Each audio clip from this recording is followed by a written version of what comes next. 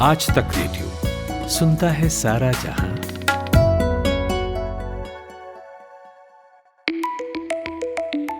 भारत में एक ऐसी बीमारी है जो कई लोगों को परेशान करती है, साफ तौर पर दिखती है। उसे ठीक करने के लिए ना जाने कितने जतन किए जाते हैं, फिर भी नतीजा कुछ नहीं निकलता। ये बीमारी है गंजेपन की। काले घने बालों के बीच सिर पर निकलता चांद सिर्फ पुरुष ही नहीं बल्कि महिलाओं के लिए भी परेशानी का कारण बनता है। एक बार को मोटापे को कम किया जा सकता है, लेकिन जिस तरह रंग रूप पर किसी का जोर नहीं, उसी तरह बालों के झड़ने पर भी नहीं है।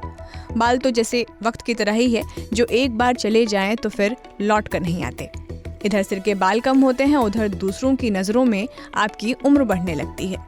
लोग बुढ़ा तक कह देते हैं, जबकि उम्र के हिसाब से तो आप अभी भी जवान ही हैं। समाज भी बड़ी बेदर्दी के साथ उजड़ा चमन या फिर टकला कहकर ही बुलाता है। और इन्हीं सबसे तंग आकर बाला मूवी में आयुष्मान खुराना कहते हैं, हेयर लॉस नहीं, आइडेंटिटी लॉस हो रहा है हमारा। गंजेपन की समस्या का सामना कर रहे लोगों को लगता है कि इस दिक्कत का हल तो अभी तक बना ही नहीं है, जबकि एक हल है जो धीरे धीरे अपनी जगह बना रहा है। थोड़े खर्चे और रखरखाव के साथ ये हल कारगर भी साबित हो रहा है। बात हेयर ट्रांसप्लांट की हो रही है। तो आज के हेलो डॉक्टर में हम बात इसी पर करेंगे कि हेयर ट्रांसप्लांट कैसे किया जाता है, कितना सेफ है। अगर आप हेयर ट्रांसप्लांट करवाने के बारे में सोच रहे हैं तो क्या आप इसके लिए बेस्ट कैंडिडेट हैं कि नहीं। नमस्कार, आज तक रेडियो पर आप सुन रहे हैं हेलो डॉक्टर, मेरे यानी खुशबू के साथ। Hello doctor. बालों का झड़ना अब आम बात हो चली है। ऐसे में हेयर ट्रांसप्लांट इंडस्ट्री भी तेजी से ग्रो कर रही है। अलग अलग जगहों पर हेयर ट्रांसप्लांट कराने के रेट तय हैं। हालांकि जब बात अफोर्डेबल प्राइस और बेस्ट वर्क की हो तो इसके लिए तुर्की बेस्ट प्लेस साबित हो रहा है।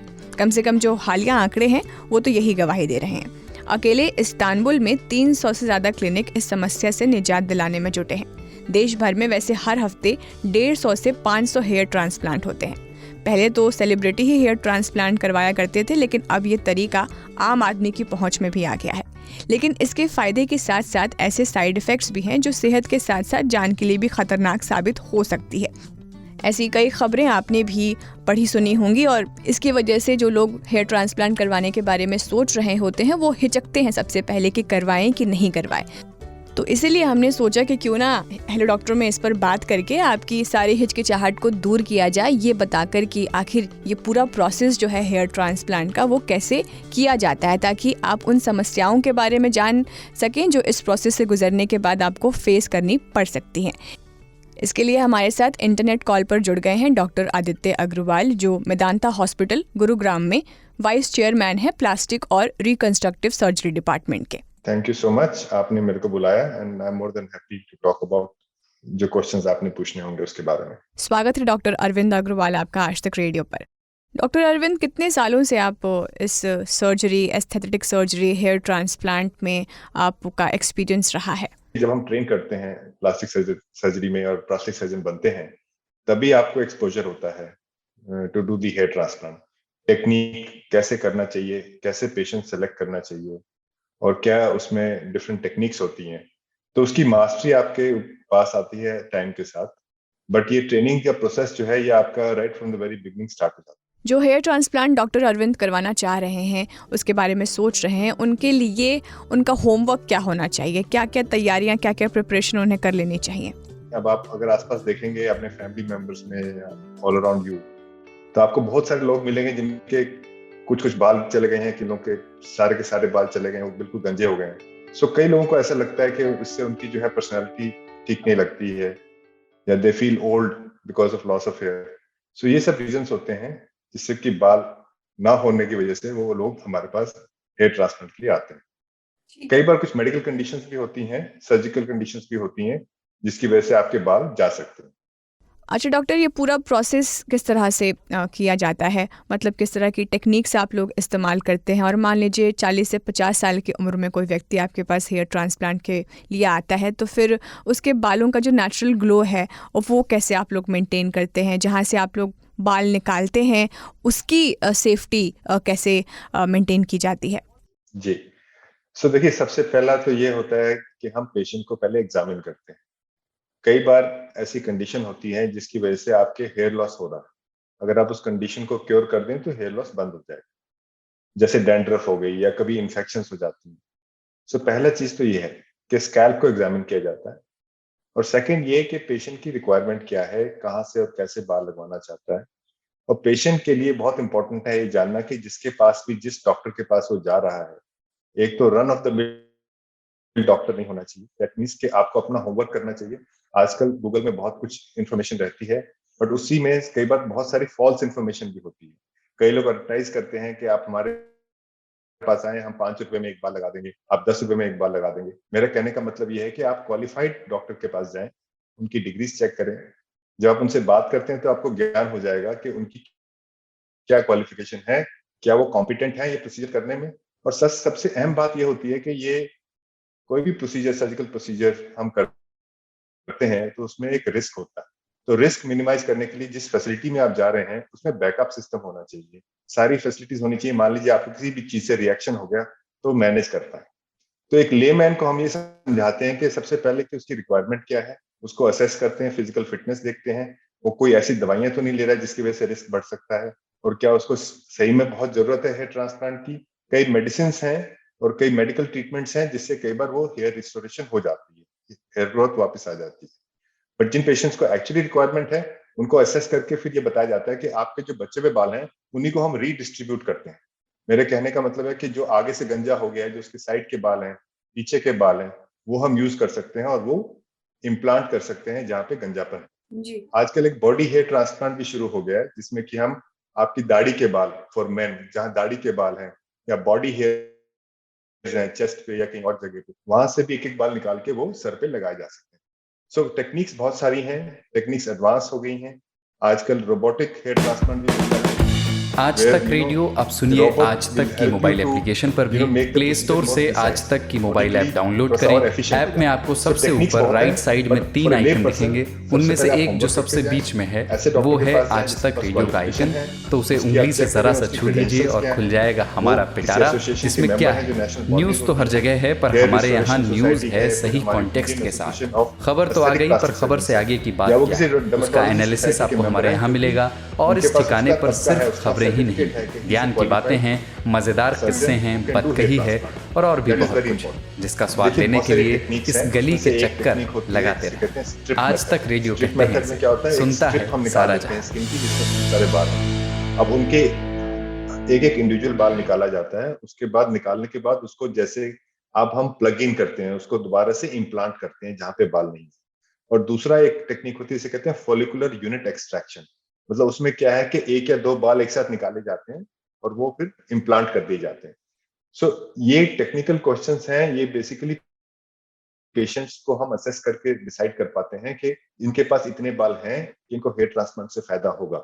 अगर आपके सर पे बिल्कुल बाल नहीं है, बॉडी हेयर भी नहीं है, तो आप हो सकता है एक कैंडिडेट हो, जो कि आजकल बहुत अच्छे विग्स मिलते हैं, जो बहुत सारे बहुत किस्म के कैमोफ्लॉज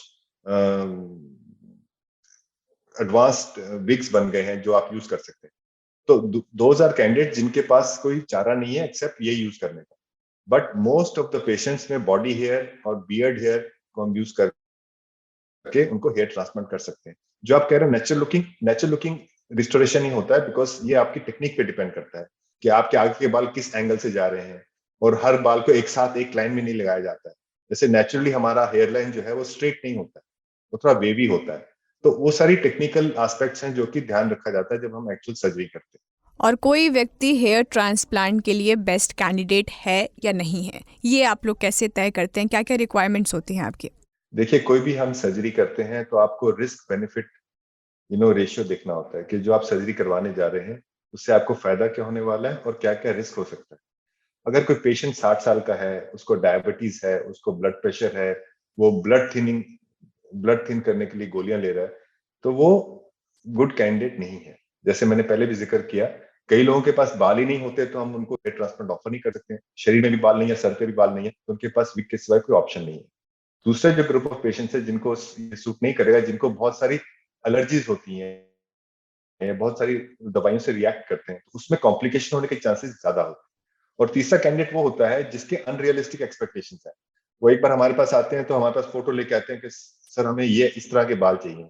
देखिए, आप पिक्चर में बहुत कुछ देखते हैं, डिजिटल मीडिया में बहुत कुछ देखते हैं, बट हर चीज की प्रैक्टिकल लिमिटेशंस हो सकती हैं, राइट? सो मेरा कहने का मतलब ये है कि हर पेशेंट को ये समझना पड़ेगा कि कोई भी सर्जरी हम करते हैं तो आपको सर्टेन लिमिट हम रिजल्ट्स दे सकते हैं। इट कैनॉट बी जो कि आप पिक्चरों में देखते हैं, जो आप सोच के आए हैं।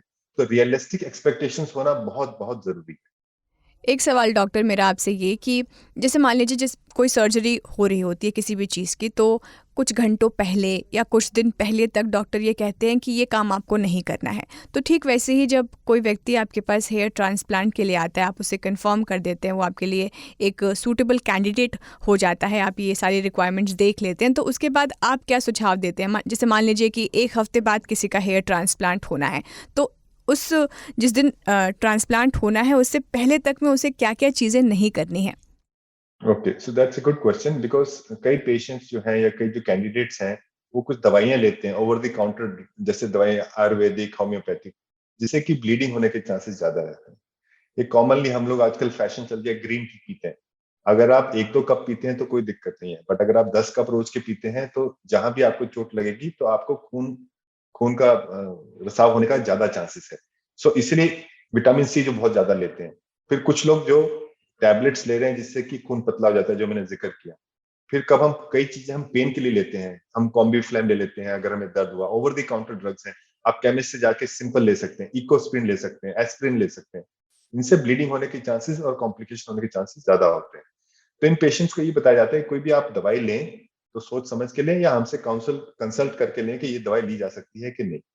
और दूसरी चीज जो सबसे इंपॉर्टेंट है, स्कैल्प का ध्यान रखना होता है। कुछ हम दवाइयां देते हैं, कुछ कई बार शैम्पूज होते हैं जिससे कि कोई डैंड्रफ और कोई इन्फेक्शन नहीं हो स्कैल्प। बिसाइड्स दिस और कोई ज्यादा रिस्क नहीं होता और कोई ज्यादा प्रिपरेशन नहीं होती है। अगर स्कैल्प ठीक कंडीशन में है और वो कोई ऐसी ओवर द काउंटर ड्रग्स नहीं ले रहे हैं, कोई ऐसी कोई बड़ी बीमारी नहीं है, अगर आप डायबिटिक हैं फिर भी आप हेयर ट्रांसप्लांट करा सकते हैं, बट प्रोवाइडेड आपका डायबिटीज वेल अंडर कंट्रोल।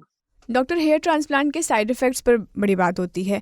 जैसे मैं आपको एक केस स्टडी बताती हूँ। हैदराबाद के एक शख्स ने 1.5 लाख रुपए देकर अपना हेयर ट्रांसप्लांट करवाया था और उसके बाद उसकी आंखों की रोशनी चली गई, जिसके बाद उसने डॉक्टर पर ही केस दर्ज कर दिया। तो ये तो एक मामला मैं आपको बता रही हूँ। इस तरह की कई बातें हैं जो हम पढ़ते सुनते रहते हैं। तो इस पर आप क्या कहना चाहते हैं कि क्या हेयर ट्रांसप्लांट करवाना सेफ़ है? अच्छा देखिए, इसमें जो होता क्या है कि हजारों हेयर ट्रांसप्लांट्स हो रहे हैं दुनिया भर में, हिंदुस्तान में बहुत सारे लोग हैं जो हेयर ट्रांसप्लांट कर रहे हैं। अगर एक क्वालिफाइड आदमी करता है तो बहुत सारी चीजें हैं जो कि एक स्टैंडर्ड ऑपरेटिव प्रोसीजर होता है। मतलब हम जानते हैं कि इसको इस तरह से करना है। हमको सुन करना पड़ता है जहां से हम बाल डालते हैं। तो आप कितनी दवाई दे रहे हैं, क्या डोज दे रहे हैं। अगर उस आदमी का वजन 60 किलो है तो हमें पता है कि इस डोज से ज्यादा अगर हम एक्सीड करेंगे तो उस दवाई के साइड इफेक्ट होंगे। आपने पीछे सुना होगा कि किसी एक सर्जन की डेथ हो गई क्योंकि वो टेक्नीशियंस ने उनको कहीं ले जाके कहीं हेयर ट्रांसप्लांट कर दिया। प्रॉब्लम ये थी कि आपके पास कोई सिस्टम नहीं था, कोई ऑपरेशन थिएटर नहीं था, हाइजीन का कोई इशू नहीं था वहां पे, मतलब हाइजीन मेंटेन नहीं थी। तो आप जब हम ये सर्जरी करते हैं तो पूरे एसेप्सिस के साथ की जाती है, ऐसे एनवायरनमेंट में की जाती है जो क्लीन है और जो कि ऑपरेशन थिएटर जो नॉर्मल होते हैं उस तरह की क्लीननेस मेंटेन करनी पड़ती है। अगर आप किसी भी जगह जाके ऑपरेशन करते हैं तो वहां की हाइजीन अच्छी नहीं है तो इन्फेक्शन हो सकता है जिससे कि पूरी बॉडी में वो फैल सकता है। दूसरी बात, अगर आपने ड्रग्स ज्यादा दे दी हैं, अगर अनक्वालिफाइड आदमी कर रहा है, उसको पता ही नहीं है कि कितनी दवाई कैसे देनी है। और आप ये जान जान के रखिए कि कोई भी दवाई से आपको एलर्जी हो सकती है। अगर आप ऐसे सिस्टम में हैं जहां पे बैकअप है और जहां पे मैनेज किया जा सकता है तो it is safe for your life. ये जानलेवा कितना साबित हो सकता है? यानी किसी स्टेज में क्या व्यक्ति की मौत भी हो सकती है अगर हेयर ट्रांसप्लांट वो करवाए और उसके बाद के जो साइड इफ़ेक्ट्स होते हैं?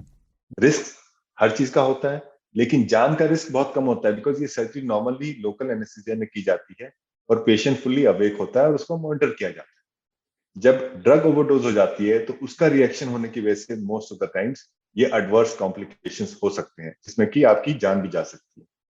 बात वहीं घूम फिर के आ जाती है कि आप अनक्वालिफाइड पर्सन से, जिसको पता नहीं है कितनी डोजिंग देनी है, कैसे करना है, ये सर्जरी 6-7 घंटे चलती है बिकॉज पेशेंट अवेक होता है, वो जगा हुआ होता है। तो लोकल एनेस्थीसिया में हम बाल निकाल के उसको उसी साथ के साथ बाल लगाए जा रहे होते हैं। तो अगर आपने मॉनिटर्स लगाए हुए हैं, पेशेंट से आप बात कर रहे हैं, पेशेंट कंफर्टेबल है, बीच में इनफैक्ट पेशेंट उठ के चाय भी पी सकते हैं। सो ये एक्चुअली तो ये अवेक सर्जरी है, बहुत कॉमनली डन सर्जरी है और रिस्क बहुत मिनिमम है। ये जो एक आध केस इस तरह के होते हैं जिससे कि ये चीज एकदम out of proportion blow out हो जाती है और कहते हैं जी बहुत रिस्की सर्जरी है। कोई भी आप लाइफ में काम करते हैं तो रिस्क और बेनिफिट देख के करना चाहिए। अब मैं आपको बोलूंगा कि जहाँ 50 की लिमिट है वहां 100 पे गाड़ी चलाइए, तो आप तो या तो किसी को टक्कर मारेंगे या कोई आपको टक्कर मारेगा। So it is something like that. If you follow the rules, if you go to a qualified person, do it the correct way, सही तरीके से काम करेंगे तो रिस्क बहुत बहुत मिनिमल है। इन्फेक्शन का रिस्क भी अगर 1000 केस होते हैं तो उसमें 1 या 2 पेशेंट्स में होता है। जो रिस्क पेशेंट को समझना चाहिए वो ये है कि अगर हमने 1000 बार लगाया है, उसमें हो सकता है कि 7 से 8% या 10% तक बाल हो सकता है उसके ना लगे, तो 1000 की जगह हो सकता है उसके सिर्फ 900 बाल लगे, जो कि एक इतना बड़ा कॉम्प्लिकेशन नहीं। ये एक्सेप्टेड नॉर्म है कि अगर हम 1000 लगाते हैं तो उसमें टेकअप 90% या 85% होता है। ठीक है डॉक्टर अरविंद, और मैं एक सवाल ये पूछना चाह रही थी कि अगर अब सर्जरी करवा ली है किसी ने, तो पोस्ट सर्जरी क्या डूज एंड डोंट्स होते हैं जो लोगों को अपनाने चाहिए और वो ज़रूरी हैं? ऐसी सर्जरी के बाद नॉर्मली पेशेंट्स को 1 या 2 दिन के लिए एंटीबायोटिक्स दिए जाते हैं, पेन किलर्स दिए जाते हैं, और ये कहा जाता है कि अभी 2 दिन के बाद वो एक्चुअली बाल को धो सकते हैं, शैम्पू कर सकते हैं। 2 से 3 का ध्यान रखना होता है। कई बार क्रीम्स दी जाती हैं जो कि बालों पे लगाई जाती हैं, एंटीबायोटिक ऑइंटमेंट्स होती हैं जिससे कि इन्फेक्शन ना हो। इसके बियॉन्ड और कुछ नहीं दिया जाता है और ना ज्यादा मेडिकेशन की रिक्वायरमेंट होती है।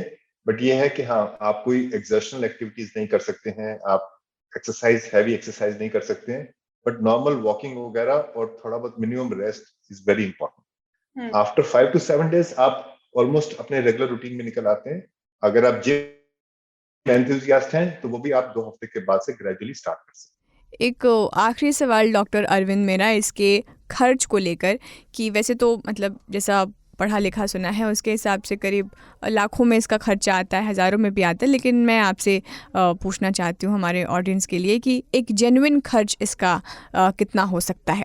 देखिए, ये क्वेश्चन बहुत डिफिकल्ट है मेरे लिए आंसर करना, बिकॉज ये सब डिपेंड करता है कि आप किस फैसिलिटी में करा रहे हैं, किस डॉक्टर से करवा रहे हैं, क्योंकि इसमें कोई ऐसा फिक्स सिस्टम नहीं है। जैसे मैंने आपको बताया, अगर आप पेपर खोलेंगे तो एड्स आती हैं, 10 रुपए में बाल लगवा लीजिए, 20 रुपए में बाल लगवा लीजिए। एवरेज आप समझ लीजिए the cost of 1000 hair follicles का ट्रांसप्लांट का कॉस्ट 70,000 से लेके 2 लाख भी हो सकता है। तो मेरा कहने का मतलब, अगर आपने 2000 बाल लगवाए हैं तो 1.5 लाख से 4 लाख के बीच में रेंज हो सकता है। ये डिपेंड करता है आप किस फैसिलिटी में करवा रहे हैं और उनके ओवरहेड्स क्या हैं और किस सर्जन से करवा रहे हैं, उसका कितना नाम है, आप उसी से करवाना चाहते हैं। तो ऑब्वियसली अगर आप ऐसे बंदे से करवाना चाहेंगे जिसका बहुत नाम है तो थोड़ा प्रीमियम होता है, बट आपकी सेफ्टी उससे थोड़ी और इंश्योर हो जाती है। सो 1000 बाल के पीछे 50,000 से लेके 1.5 लाख 2 लाख तक खर्चा हो सकता है। So most of the times the patients are charged for the number of hair follicles जो हम ट्रांसफर करते हैं। Thank you so much doctor Arvind, आपका हमसे इस पर बात करने के लिए। Thank you so much, and I hope जो भी वो हमने डिस्कस किया है उनसे उनको कुछ समझने के लिए और इन्फॉर्मेशन मिली होगी। Thank you. तो उम्मीद करती हूँ ये सारी जानकारी आप लोगों के काम आई होगी, और खासकर उन लोगों के लिए जो हेयर ट्रांसप्लांट करवाने के बारे में सोच रहे हैं। तो आज के हेलो डॉक्टर में बस इतना ही। विंक म्यूजिक, एप्पल पॉडकास्ट, गाना.com और Jio7 पर भी आप हेलो डॉक्टर के ऐसे ही और एपिसोड सुन सकते हैं। और फिर भी अगर आप नहीं ढूंढ पाए हमें, तो बस एक काम करना है आपको, गूगल पे बस लिख देना हेलो डॉक्टर आज तक रेडियो। अब दीजिए मुझे इजाज़त, नमस्कार।